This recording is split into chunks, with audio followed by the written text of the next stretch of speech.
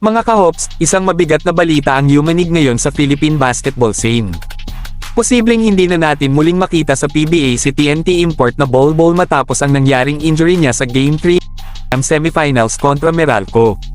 Maraming fans ang nalungkot dahil bukod sa pagkawala ng isa sa pinaka-exciting import sa liga, tila tuluyan na ring nawawala ang inaabangang finals rematch sana ng TNT at Barangay Ginebra, lalo na ang matchup nila ni Justin Brownlee na gustong-gustong makita ng mga basketball fans. Ayon sa mga ulat, inaasikaso na umano ng kampo ni Bol Bol ang kanyang pag-alis ng bansa para magpagamot sa New York. Achilles injury ang tinamo nito, at ayon sa mga eksperto, isa ito sa pinakamahirap na injury para sa isang basketball player. Posibleng abutin ng 6 na buwan hanggang mahigit 1 taon ang recovery process, kasama pa ang matinding rehabilitation bago makabalik sa paglalaro. At kahit na isa siya sa top contenders para sa Best Import Award, malaking posibilidad na hindi niya ito personal na matatanggap. May usap-usapan din na maaaring maapektuhan ang boto ng media dahil kilala si Bol Bol na bihirang magbigay ng interviews. Pero kahit ano pa man ang maging resulta ng award race, hindi maikikaila ang naging impact niya sa liga. Sa loob lamang ng 15 games, nagtala siya ng napakalupit na averages na 37 points, 14 rebounds, at mahigit 4 blocks kada laro.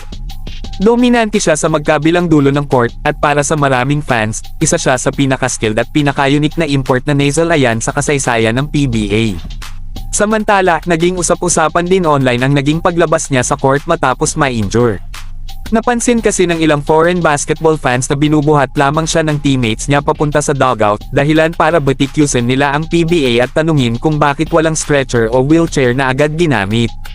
May ilang Pinoy fans naman ang nagsabing mayroon namang available na kagamitan, at posibleng si Bol Bol mismo ang nagpasyang magpabuhat na lang palabas ng court.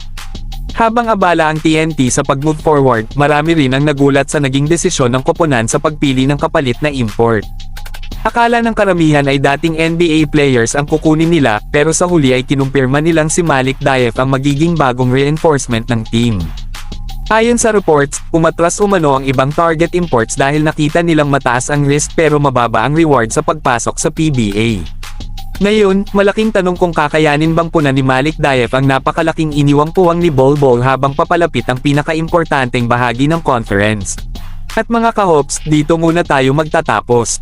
Kung bago ka pa lang sa channel, huwag mong kalimutang mag-like, mag-comment, at mag-subscribe dito sa Race Hoops Universe para lagi kang updated sa pinakainit na balita at usapang basketball. Maraming salamat at hanggang sa susunod na video.